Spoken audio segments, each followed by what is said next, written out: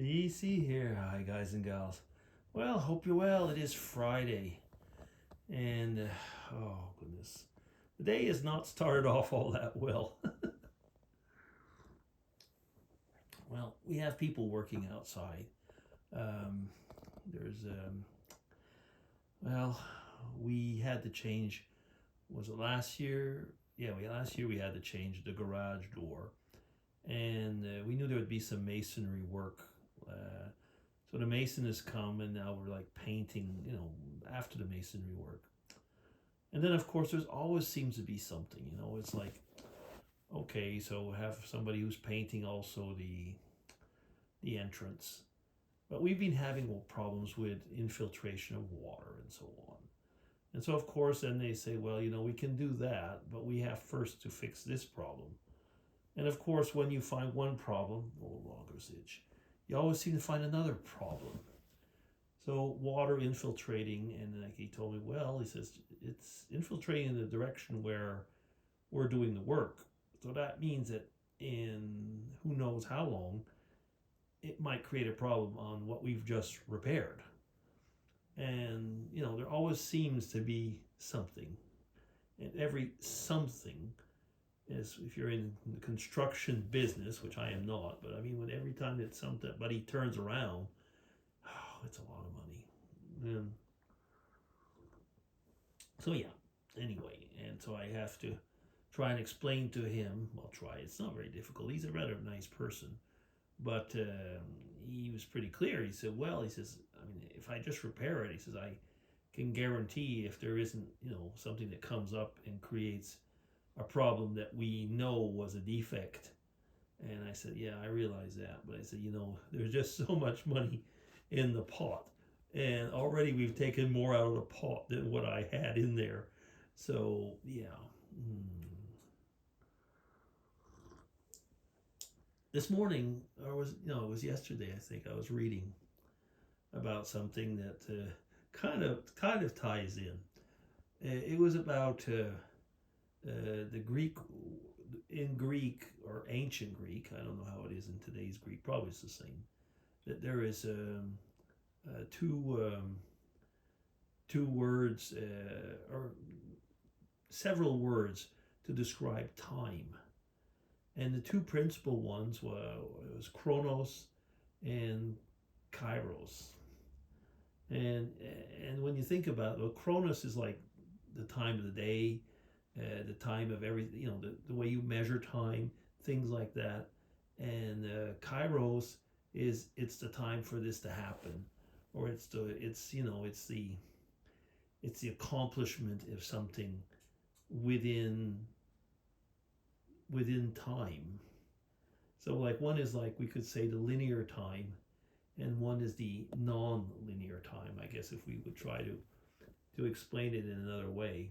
And it's often a concept that's used actually in theology as well. The linear time is what we're living, and how things accomplish are in the non-linear time. That is how basically you get to understand.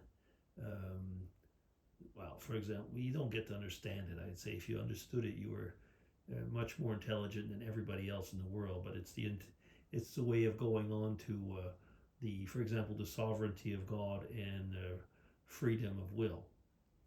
And there is it basically goes into the concept of using both chronos and kairos in the explanations of things. And that basically means that the only way you can get into talking about that in certain terms is, well, basically I was going to say going into a supernatural. Some people actually say that it's going into quantum physics, and you can explain some of those things. But that is out of my pay grade, at least now. In many years ago, when I was in university, it was part of my studies. I had to study these type of things, and it was really, it was complex, but it was fascinating. But I'm talking about like 40 years ago. The science of quantum physics, quantum chemistry, and so on has just exploded. in that time. And people that, I was going to say, the laymen that think that they understand it, well, they don't. They don't. It is a very complex thing that basically, as many said, verges on understanding deity. And I understand what they mean by that because, it is getting into of the fundamentals of life. Yeah. Anyway, I'm gonna stop there because the further that I go into that subject, the less I'll be able to explain what I'm talking about. If you're wondering, I'm drinking a coffee. Yeah, it's something called Vienna Lungo. Anyway, so it's nice. It is actually.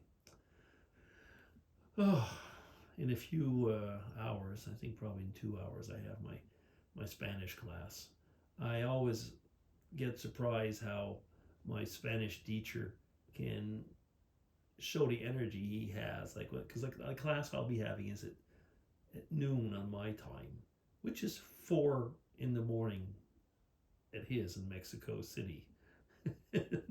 And I mean, I know that he has a lot of European students, and the people do at different times. So I've been checking out, and I realize that like he does sleep, but he's very very flexible. And I think actually I've noticed that in the last period he started taking a slightly longer weekend. I think that's probably because he needs the recovery time, I guess. But anyway, I'm very very happy with the it's called italki, with the italki platform. Now, in a way, there's just so many teachers that I guess in a way it's kind of a lottery who you get, and I'm happy with the person I have. But the platform does permit you to do also group classes and all type of things. And I'm not doing a real publicity for them because finally, I mean, I've known people that have do classes like that, but basically um, pay the professor directly somehow and do it on, well, you can't do it on Skype anymore, but on platforms. It could be Zoom, it could be, well, any platform that you can do video conferences. Yeah, but it is good. What I do realize, of course, is there must be a big difference in the cost of living in Mexico and, let's say, Central South America and Mexico, because when you think about it, the price that I paid for him is really really a lot less than it would be here. And at the same time, I mean, I know that's his main source of income, teaching. So it must be okay. I don't think he's living rich, but you can tell that there's a big difference in the cost of living over there than here. And I mean, I'm almost doing a full circle. That is one of the reasons why, anything time you try and do something of demanding skills here or workforce or everything, it just costs so much. I mean, Switzerland is a very expensive country. I always say to everybody, when people say, wow, you guys make good wages, and I say, you're right, we do, but we live here. If we made those wages and lived where you live, it would be incredible. If you make those wages and live here, you're getting along. I mean, not poor. But you're getting along. It's people don't seem to. A lot of people don't seem to get that actually, and that's what you see in most countries. Actually, the wages and the costs do go in parallel. And yes, there are poor people here. There are a lot actually, but I don't know. It's a Swiss thing, I guess.